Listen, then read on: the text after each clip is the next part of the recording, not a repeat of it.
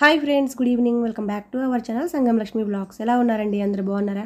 నేనైతే చాలా బాగున్నానండి. మీరందరూ ఎలా ఉన్నారో నాకైతే కామెంట్ సెక్షన్లో కామెంట్ చేసేయండి. అలాగే మీరందరూ కూడా బాగుండాలని నేను మనస్ఫూర్తిగా అయితే కోరుకుంటున్నానండి. ఈరోజు మీ అందరితో పాటు నా ఫుల్ డే బ్లాగ్ అనేది షేర్ చేసుకోబోతున్నాను. వీడియో ఎక్కడ స్కిప్ చేయకుండా మిస్ చేయకుండా చివరి వరకు చూసేయండి. అలాగే నా బ్లాగ్స్ కనుక మీకు నచ్చినట్లయితే ఛానల్ని ఫస్ట్ టైం కనుక చూసినట్లయితే ఛానల్ని సబ్స్క్రైబ్ చేసుకొని సపోర్ట్ చేయండి అబ్బాయి. ఇక్కడ నుంచి బ్లాగ్ అయితే కంటిన్యూ చేసేద్దాం. ఇక్కడ వచ్చేసి ఈరోజు మార్నింగ్ వచ్చేసి అన్నం తాలింపు అయితే వేస్తున్నానండి. రాత్రి అన్నం అయితే వండాను కానీ ఎవ్వరూ తినలేదనమాట. మా వారేమో పని ఉందని చెప్పేసి బయటికి వెళ్ళిపోయారు. ఇంకా అక్కడే తినేసి అయితే వచ్చారనమాట. పిల్లలేమో దోశల పిండి ఉంది కదా, ఇంకా దోశలు పోసేయమ్మా, అన్నం వద్దని చెప్పారు. సో వాళ్ళకి నైట్ దోశలు పోసానమాట. ఇంకా అన్నం తినకుండా అంతే పడుకుంటూ పోయారు. మార్నింగ్ అయితే నేను కొంచెం తిన్నానండి నైట్. ఇంకా అన్నం వండిందంతా అంతే ఉందని చెప్పేసి మార్నింగ్ ఆ అన్నాన్ని కొంచెం తాలింపు అయితే వేశాను. ఇంకా అదే బ్రేక్ఫాస్ట్ లాగా తినేసామన్నమాట. ఇంక ఇక్కడ వచ్చేసి ఈరోజు ఫంక్షన్ ఉందండి. సో దానికోసం అని చెప్పేసి రెడీ అయ్యామన్నమాట. అరుణ్ ఏమో వాళ్ళ తాతయ్య గారితో ముందే వెళ్ళిపోయారు. ఇక నేను రేవతి మా వారైతే వెళ్తున్నామండి. అరుణ్ ఏమో ముందే వెళ్ళిపోయాడు కదా, అత్తయ్య గారేమో వస్తానని చెప్పారు. నెక్స్ట్ ట్రిప్లో వస్తారనమాట. అందరం ఒకసారి వెళ్ళటం కుదరదు కదా, సో తర్వాత తీసుకొస్తానని చెప్పారు. ఈలోపే మావయ్య గారు కాల్ చేశారనమాట, శాల్వా తీసుకురండి అని చెప్పేసి. అంటే వెళ్ళేటప్పుడు మావయ్య గారు తీసుకెళ్దాం అనుకున్నారు కానీ ఇంకా మర్చిపోయి వెళ్ళిపోయారనమాట డైరెక్ట్గా. ఇంకా మేము వెనక వస్తున్నాం కదా, మాకైతే చెప్పారు. సో ఇంక మళ్ళీ సార్పాక వెళ్ళి శాల్వాలు అయితే కొన్నామండి.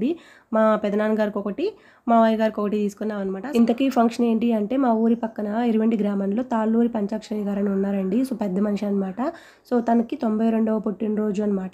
సో ఇంకా దానికోసం అని చెప్పేసి పెద్ద ఫంక్షన్ అయితే పెట్టుకున్నారండి. ఇంకా మేము కూడా వెళ్తున్నాము. ఈరోజు 3 ఫంక్షన్స్ అయితే వచ్చాయి. ఒకటేమో మా ఊరి పక్కనే అనమాట. ఇంకొకటేమో పాల్వంచలో ఫంక్షన్ ఒకటి వచ్చింది. ఇంకోటి మా వారి వాళ్ళ ఫ్రెండ్ది ఒకటి వచ్చింది అనమాట. సో ఇంక ఇది పక్కనే అని చెప్పేసి అందులో తెలిసిన వాళ్ళు బాగా పరిచయం ఉన్న వాళ్ళని చెప్పేసి మేమైతే ఈ ఫంక్షన్కి అయితే వెళ్ళామండి. ఫస్ట్ మమ్మల్ని దించేశారనమాట. ఆ రోజే మా అత్తయ్య గారు వాళ్ళ తమ్ముడు గారు కూడా వస్తున్నారు. బాబాయ్ గారిని కూడా ఫంక్షన్కి తీసుకొచ్చామండి. ఇంకా అత్తయ్య గారిని కూడా మళ్ళీ వెళ్ళి మా వారు తీసుకొచ్చారనమాట. అందరం కూడా ఫంక్షన్కి అటెండ్ అయ్యాము. సో ఫంక్షన్ అయితే చాలా గ్రాండ్గా చేశారండి. చాలా అంటే చాలా బాగుంది. సో స్పీచ్ అయితే చక్కగా 1 by 1 భలే ఇచ్చారనమాట. వాళ్ళ కొడుకులు కూతుర్లు అందరూ ఉంటారు కదా, వాళ్ళందరూ కూడా చక్కగా వాళ్ళ నాన్నగారి గురించి గొప్పగా చక్కగా స్పీచ్ అయితే ఇచ్చారండి. ఆ స్పీచ్ అంతా వింటూ ఉన్నాం అనమాట. ఈ ఫంక్షన్కి వందే మాత్రం శ్రీనివాసరావు గారు వచ్చారండి. సొంతగా పాట రాసుకొని వచ్చారనమాట. అదే పాడుతూ ఉన్నారు. అదేనండి సినిమాల్లో పాటలు పాడుతూ ఉంటారు కదా, సో తను కూడా వచ్చారనమాట. పాట పాడుతూ ఉన్నారు. అయితే పాట అయితే చాలా బాగుందండి. అయితే ఆ పాట అలాగే పెడదాం అనుకున్నాను కానీ కాపీరైట్స్ పడతాయని చెప్పేసి వాయిస్ అంతా డౌన్ చేశానమాట. మేము ఇంకొంచెం ముందు వెళ్ళినట్లయితే బాగుండేదండి. మేము వెళ్ళేసరికి స్పీచ్ స్టార్ట్ అయిందనమాట.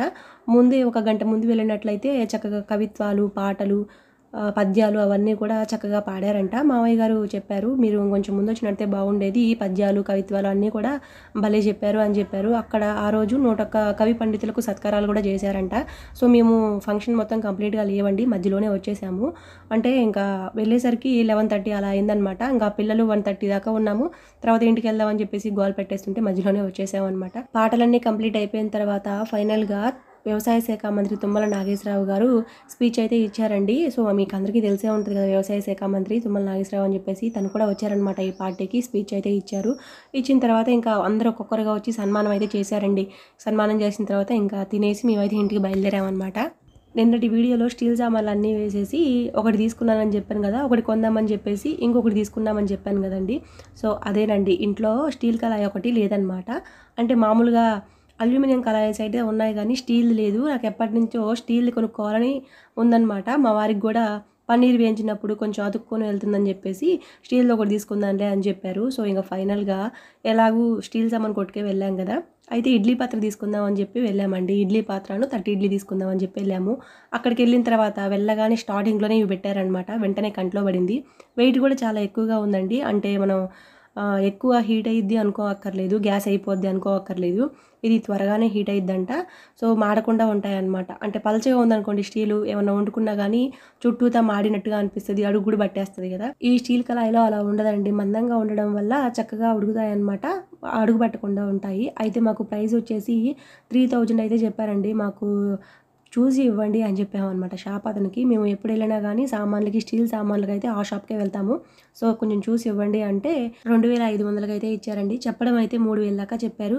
ఇంకా 500 తగ్గించారనమాట. వెయిట్ అయితే బాగా ఉందండి. మూత కూడా మంచిగా ఉందన్నమాట. అయితే మేము పైన లిడ్ ఉంటుంది కదా, గాజులాగా ఉంటుంది, లోపల ఉడికేయన్నీ మాకు పైకి కనిపించే లిడ్ అయితే ఉంటే ఇవ్వండి అంటే అది దానికన్నా కానీ ఇదే బాగుంటుందని చెప్పారనమాట. ఇంకా ఇదే తీసుకున్నాము. అంటే కళాయికే వచ్చింది స్టీల్ ప్లేట్ కూడా.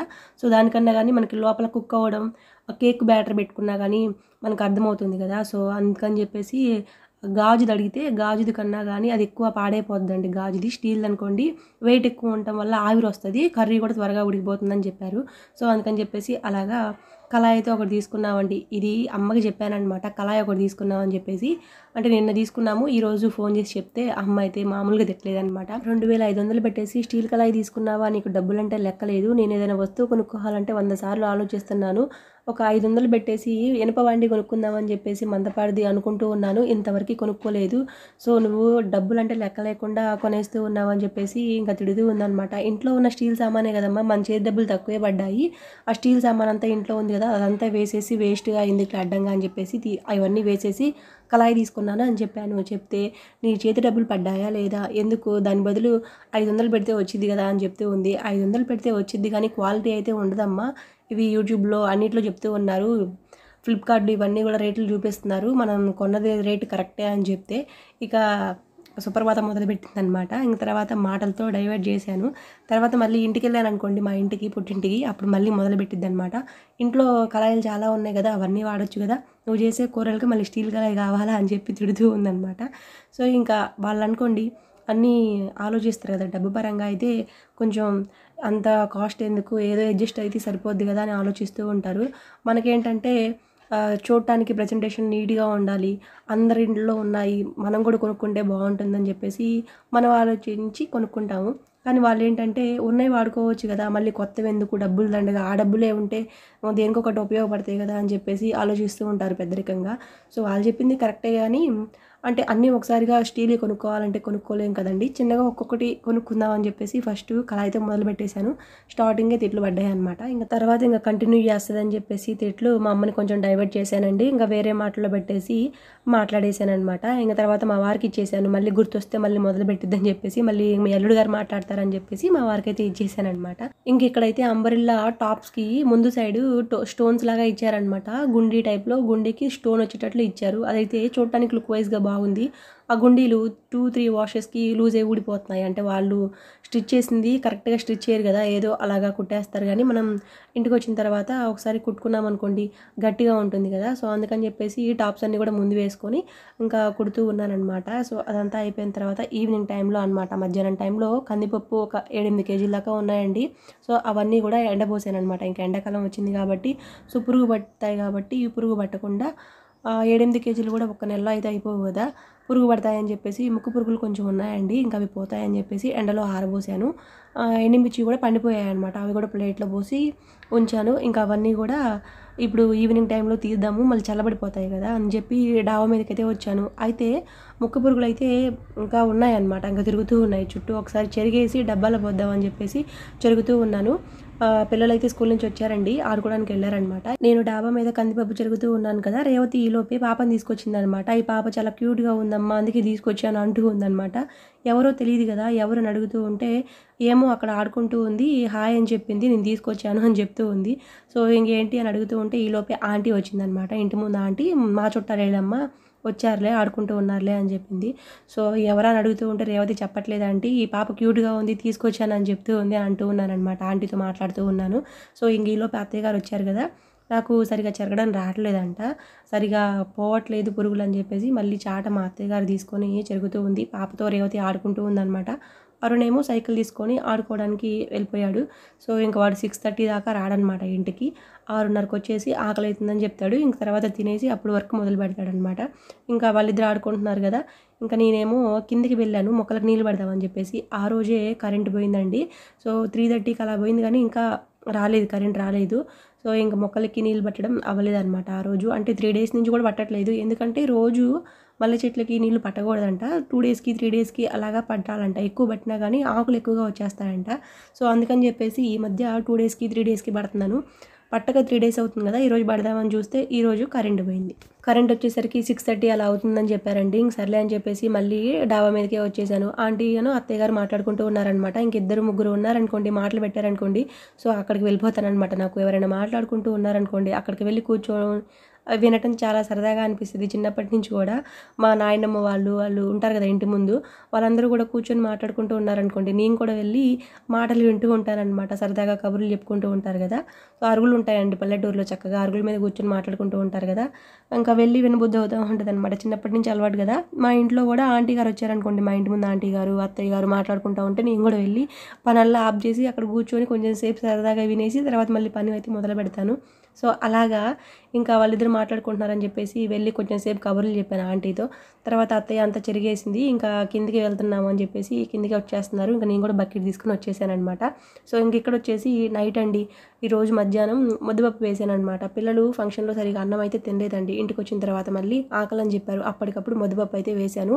అంటే రసం నిన్న పెట్టినవి ఉన్నాయని చెప్పేసి ముద్దపప్పు వేశాను, ముద్దపప్పు రసం బాగుంటుందని చెప్పేసి.